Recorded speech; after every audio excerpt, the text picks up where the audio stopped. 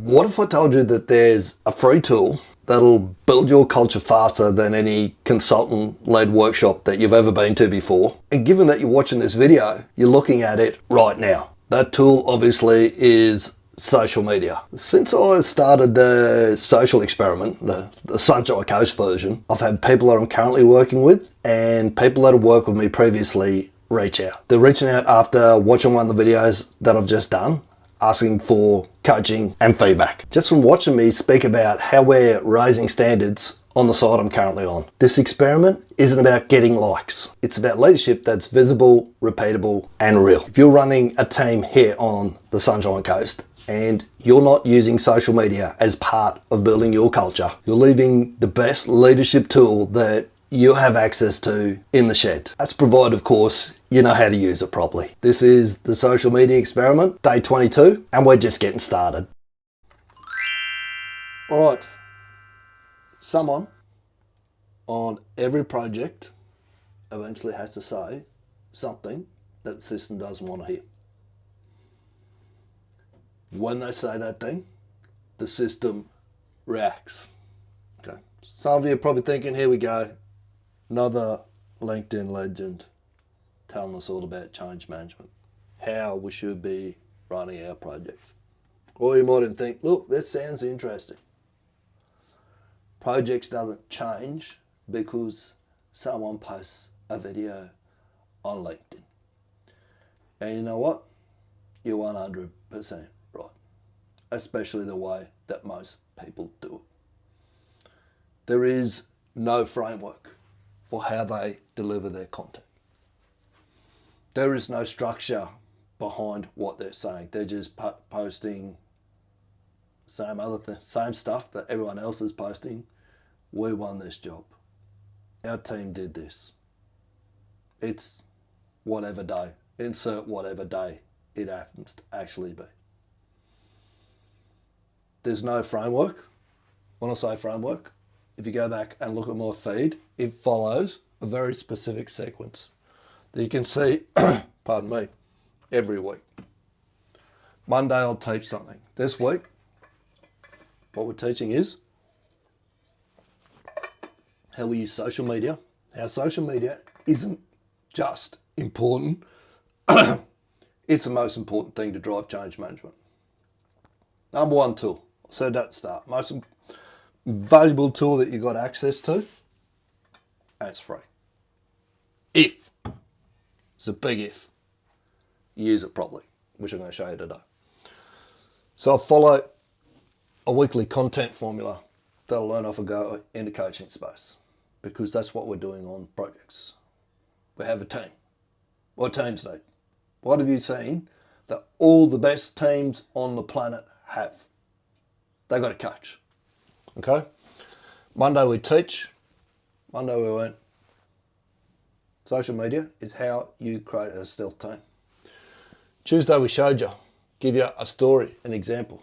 We showed you how to create a stealth team for a TED talk. We're going to go back into it today. I'm going to give you some deeper insights on it. Wednesday we engaged, dropped a bold take. This isn't something that's a nice to have moving forward. It's a must. Particularly if you sit in the project manager role, this is something that you need to master. Thursday, which is what we're doing today, we're shifting beliefs. The belief is social media is just the marketing department's job. What the marketing department is doing, I'll guarantee you is not this. Happy to be called out. Show me a feed where the marketing department or whoever does social media on your site, inside your organisation, whatever it may be, is using it to build a culture. You should be thinking of the people that everyone that's working inside your organisation as a client or a customer. Your job is to take them along the journey of where the organisation wants to go. That's what we're doing here. And tomorrow we'll invite them. Say, hey, you want to come and work with me? School.com, head across there. There'll be a bit of a pitch. Not a hard pitch, but there's a pitch. You've got to make an offer at some point in the journey. Saturdays, I'll do a recap. This is what we covered this week. Sunday, I do what's known as an O&I brief, Operations and Intelligence, from the book Team of Teams, which my mission is to get that to spread industry-wide. But first thing we need, before we can do that, is a stealth team. Let's have a look at how we build one. This is a TED Talk by a guy called Derek Sivers. Once you see this, you'll understand 100% how change management actually works. So I'm going to tie it back to how it worked on this site right here. So ladies and gentlemen, at TED we talk a lot about leadership and how to make a movement. So let's watch a movement happen, start to finish, in under 3 minutes and dissect some lessons from it. First, of course you know, a leader needs the guts to stand out and be ridiculed. Leader needs the guts to stand out and be ridiculed. That was me on the example that I'm going to speak to you about today. Okay. What happened was the job was a mile behind. Someone had to come in and go, this is what we're currently doing, bullshit, and we're not going anywhere, we're spinning our wheels. Everyone realised that. I've got a counterintuitive solution and it will turn this around. It does conflict with the way that you're currently measuring. One famous line that I used in a meeting when I particularly had the shits was, I'm not Harry Potter. I don't have a magic wand. I can't just tap it and make this swing instantly. But if you stare at my face, you give me some room to move, this will swing around. That was the first part of it. I used to do this on LinkedIn, these lives on LinkedIn. Every Monday I ended up doing it because what I figured out was that was the day that people were travelling back to site, travel days. So they were sitting in the airport. So I used to time my LinkedIn lives when they were in the airport and run them directly then. This is where we're heading this week. They weren't as well structured as what I'm doing now. I've improved them dramatically since then. This was a couple of years ago now. This is what we need to do this week. This is where we're heading. Everyone used to watch it. When people out in the paddock, I used to hear it come back to me. Certain pieces of it would come back to me. Little sayings, things that I dropped, comments that I dropped. Even up to the EGM, who used to come to see, is he practicing what he says he does in the videos? Social media is a medium that moves this the fastest. Better than anything else. But what he's doing is so easy to follow. So here's his first follower with a crucial role. He's going to show... First follower with a crucial role came on board when we formed this stealth team. He was actually the scheduler. Now the reason that he got involved so early on in the piece is I built trust really quickly. What I did was there was a meeting that was going on every afternoon. He was the scheduler, right? He didn't run the guys out in the field. Client used to come there and absolutely grill him. Why is the schedule behind? Every single day. He had no control over it. He was just inputting what he was told to input. He'd sit there and get grilled for half an hour to an hour over a schedule that everyone knew was complete and utter garbage with no hope of achieving. Everyone had their head in the sand just going, why? No one was actually fixing anything. First thing I did, I said, this meeting is a load of BS. It stops today. It's done. There's nothing good coming out of this. Nothing that's going to help us progress. That built trust. He saw what I started to do, even though it was counterintuitive. He went, I'll get in on this. Everyone else how to follow. Now notice that the leader embraces him as an equal. So now it's not about the leader anymore, it's about them, plural. Now there he is calling to his friends. Now if you notice that the first follower is actually an underestimated form of leadership in itself. It takes guts to stand out like that. The first follower is what transforms a lone nut into a leader. That's exactly what he did for me. He transformed a lone nut into someone worth following, seeing what he's doing. And here comes a second follower. Now it's not a lone nut, it's not two nuts, 3 is a crowd, and the crowd is news. So a movement must... All right, so we ended up with, and these teams should be about 5 people. Across, stealth team should be. Across 2 shifts, we had 9. Okay? Scheduler came on first. I had one really good superintendent on mine, so this was a mix of primary contractor and the general contractor as well. So it didn't matter what shirt that you had on, whether you were client side or whether you were contractor side. We needed everyone heading in the same direction. We needed a stealth team that was going to create the cohesion, remove the friction that we needed for the project to take off. I was lucky in the fact that I knew one of the superintendents on the contractor side. He got on board early. I had a lad that started my side. He was really good. He got on board early. I told him when he first started, your only job is to help these guys go quicker. That's what we are here for. Gave him real clear instructions of what we needed. Then I brought someone in that had worked for me before, who knew I'm a little bit left of centre, had a lot of trust with already, because we'd been there, done it before. We'd been the who on the other jobs. And he was he fit the same mould as these superintendents who were the contractor side. He spoke their language.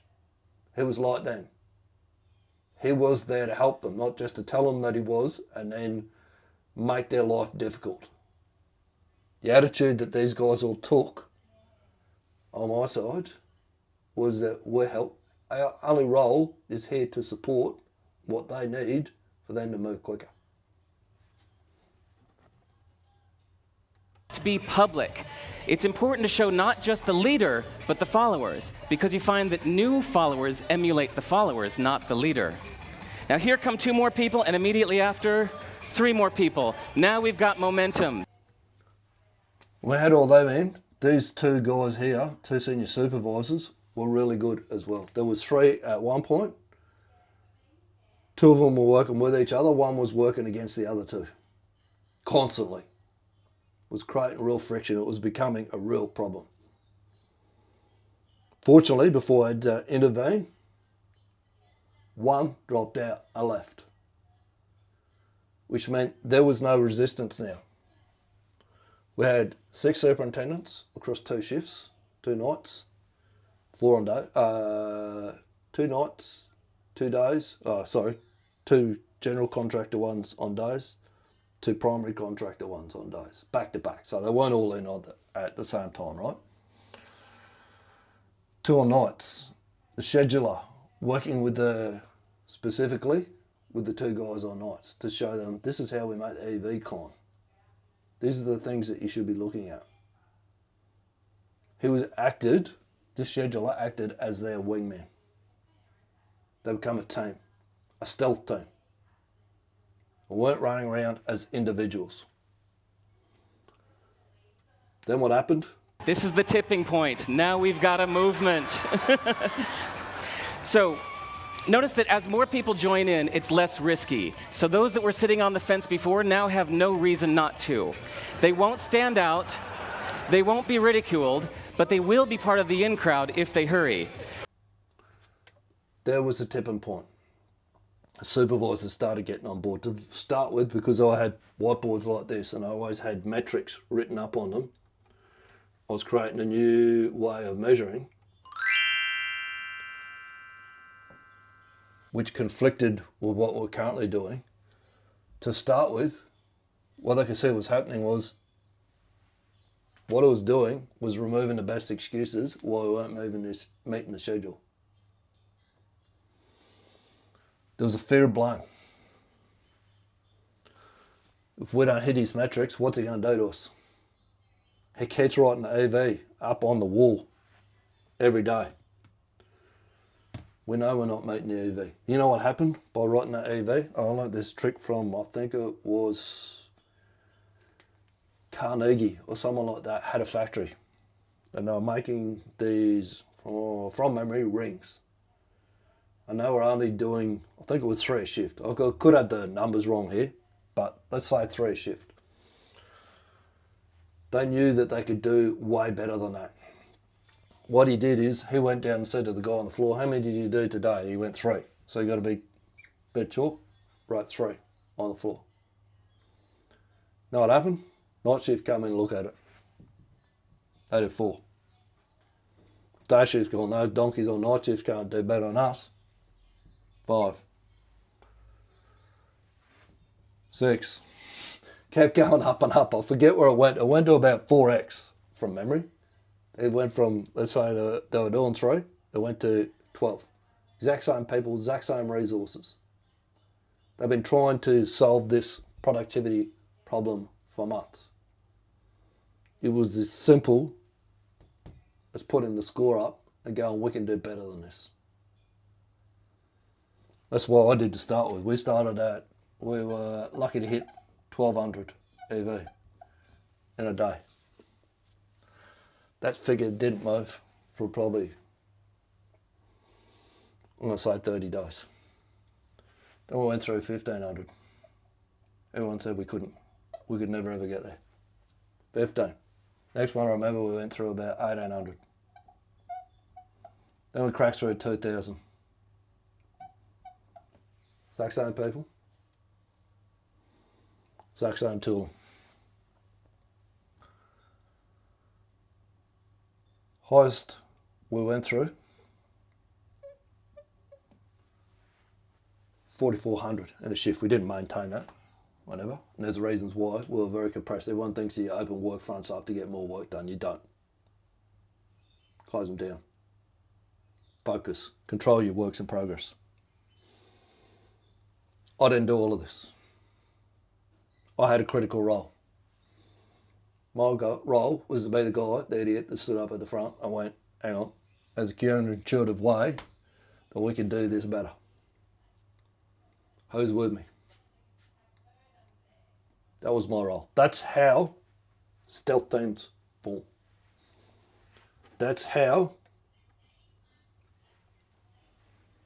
change culture. Then we've got to make it stick, which is a whole other series, but we'll look at that another time. It all comes back to how we measure. We measure the wrong way. We could do all this good work and change that and get to here and then start measuring the wrong way, and we'll revert back to what we did before. Regression to the mean, they call it, in statistics. If you've ever seen a better way of running a project but struggle to get traction, I was supposed to put this up earlier, and it said, stay with this session. Well, stay with us anyway, because I'm going to show you a process called ORCA, which you need to build into your day. That Dirk Sivers clip explains exactly how movements actually start inside large organisations. Simple. And what Dr. Eli Galrat said, it must be simple, otherwise it will never, ever work. All right. ORCA. Yesterday's ORCA was a complete and utter shit show. And that happens when you're driving change and you're improving things. Progress isn't linear. Up, down, up, down, up, down, up, down. I want to play this video for you, which will explain to you exactly how powerful the ORCA process is and why it's so powerful. I would never ever got to the level where I was, where it started, caused me a new set of problems, which I now need to fix. And what I'm going to actually do is tear the whole thing down and start again. But what I did do well, one thing I put in place due to the ORCA process, was I had a point where I went, this is running really well. I've got a fixed prompt here. I'm going to use this as the new baseline. So I would have gone across those two out. I'm going, this is my new baseline. I've got a process that's operating really well just here at this level. 2 levels above where I was before. But to get to this one, something's going to have to change. Tear the whole thing down, we're going to build it again. Stop and fix what shit you. Same level of thinking that got us to where we are can't get us to where we want to go next. What's the Malcolm Marshall book? What got you here won't get you there. It's time to up the game at ORCA. But this is the most powerful process you'll ever learn, in my humble opinion. Let the Afterburn lads tell you about it right now. ORCA is a fabulous methodology that we've created at Afterburner to enable individuals, teams, and organizations to learn lessons from their experiences to apply it to the future so what they do next time is better than what they did last time. Well, write that down. That's the key to ORCA. Are we better today than we were yesterday? ORCA stands for Objective, Result, Cause, and Action. And those are the steps that we take, that we boil it down to, so that it's a simple and scalable process that companies can use either from... There's that S word again. Simple. If it's not simple, it won't scale. large projects, and they can debrief along the way, even to the smallest things such as a sales call. You can use that process in order to go through and look at those different steps, and eventually you will look at the results and figure out what has happened and now run through that debrief process. Exactly what happened yesterday. ORCA is Okay, let's run one. Just pull ChatGPT up.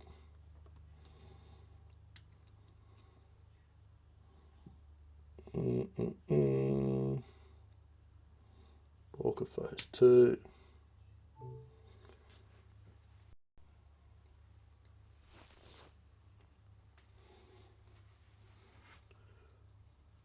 Run ORCA debrief.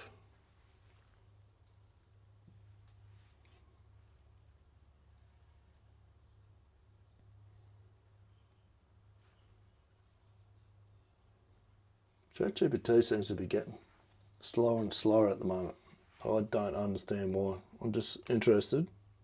If anyone else is having the same issue, let me know. This is terrible. That's just like, come on.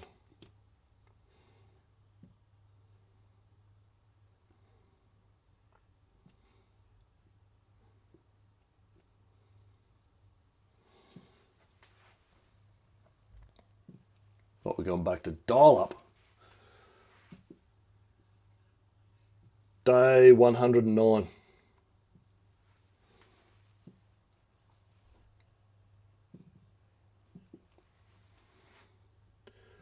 It is Thursday the 12th of March 2026. The time is 10:22 a.m. and we're in Beanie's office.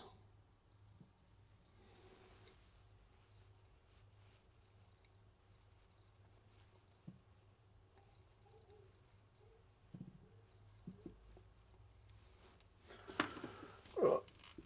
We upload the previous shift because this is a reset one.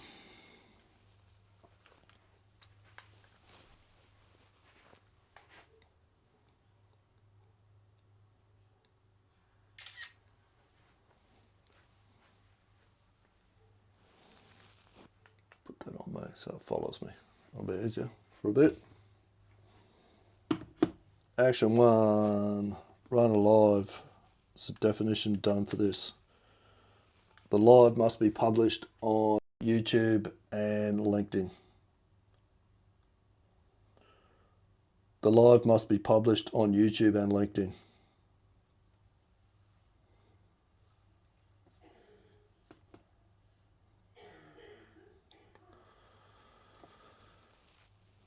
Handover notes need to be completed and ready to copy paste across to Mox. So it's asking me for the definition of done of these tasks so that we can say hot dog or not hot dog. Is it done? Yes. Is it not done? No. So we need to be very clear on what done looks like.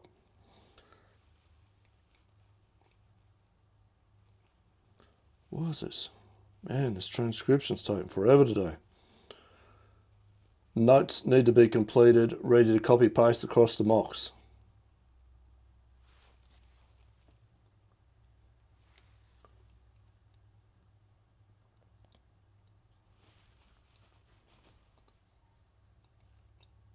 It's painful. The banger post needs to be published on LinkedIn.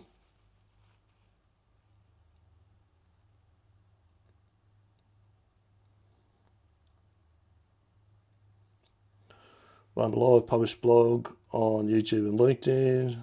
Run handover notes completed, read to copy paste of mocks. Banger post recap, published, post published on LinkedIn. Was this action completed? Yes.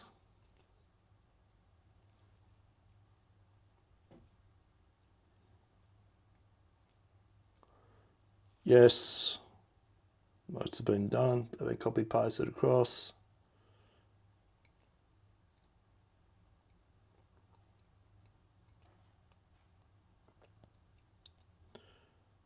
Yes.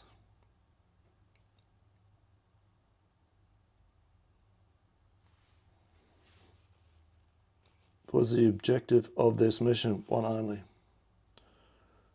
The objective today was to shift beliefs around the power of using social media to build culture during the live.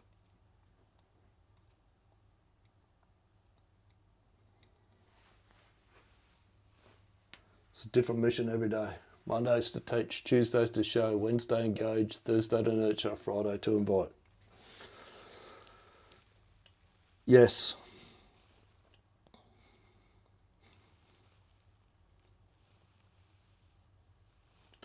The live has been published onto LinkedIn, or we did it live on LinkedIn. The results won't show up immediately. We're playing a long game here, so it takes a little while before we start to get feedback.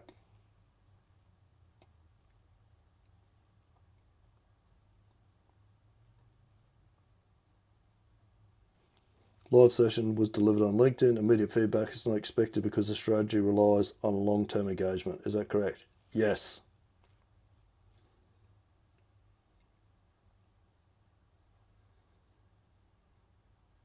What caused those results? Discipline to turn up and run the live daily, which is now just an ingrained thing. So it's my number one primary objective every day is to get this live out. The fact that I've given it that priority means that it happens every day.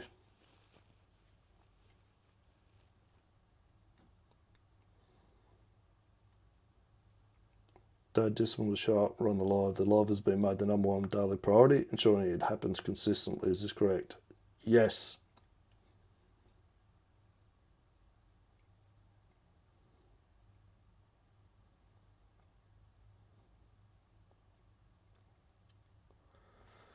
Write the new actions on the whiteboard. Okay. Come with me again. Beanie, I need to run a live again. What did we say today is the 11th, isn't it? 12th. 12th. We need to run a live again tomorrow. Wingman ORCA needs to write his notes. We'll keep that. And banger case recap. I'm going to keep that. I'm not going to swap this out until we tear this down and rebuild it next week. It's going to take a completely new angle with it.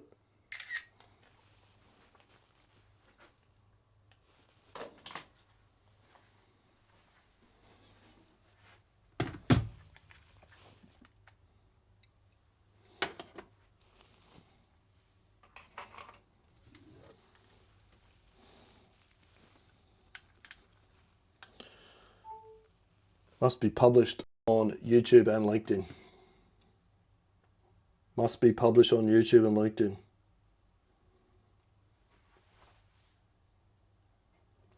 You might think this is mundane. You might think this is rote. You might think, what difference can this make? All I'll say is, go back 4 months, 109 days ago, look through all the posts. See the difference that it's made in my game of doing this. There's no way that I get to 109 days straight of doing this without this process. If you did this for 109 days straight on your project, the difference that would make, blow you away. Simple process. The notes are complete and ready to copy paste and give to mocks. Ordinary things, when done consistently, produce extraordinary results. Keith Cunningham, The Road Less Stupid. This is also built on the 3 pillars of success, which is plan your day before you start, know what your top 3 tasks are, and then report your progress every day. Every day for the last 109 days. What's the definition of done for this action? The recap banger post needs to get posted on LinkedIn.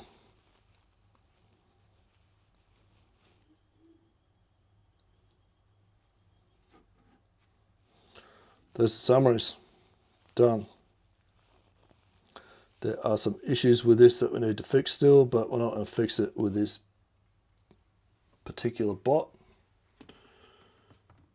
We're going to start doing work with our old mate Claude. Okay, if you've ever seen a better way of running a project, you struggle to get traction, we showed you how to create that stealth team and get things to move. ORCA is part of that process. You must do it every day. Not when you feel like it. Not on the days that you think you've got time to do it. The reason you don't have time is because you don't do it. That's the only reason that you don't have time to debrief. It's because you're not debriefing. Chicken and egg. Take it, use it, make it a great week.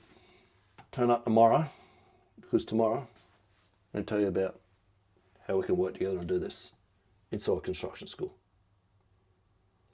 Speak soon.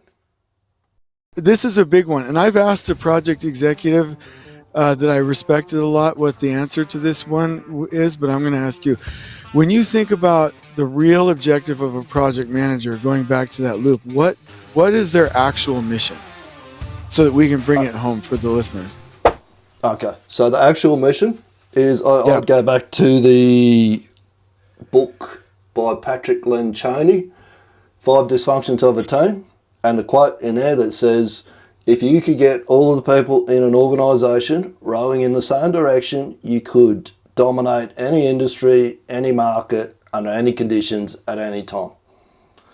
If you could get everyone, the PM's job is to get everyone headed in the same direction. If he could do that, you'll build any project under any circumstances, ever gets thrown at you at any time. That's my opinion. In my opinion, that is his number 1 job. I love that, and kudos to you for pronouncing his name right. I always get that wrong. I took a lot of practice to get that right, especially for an Aussie. Yeah, because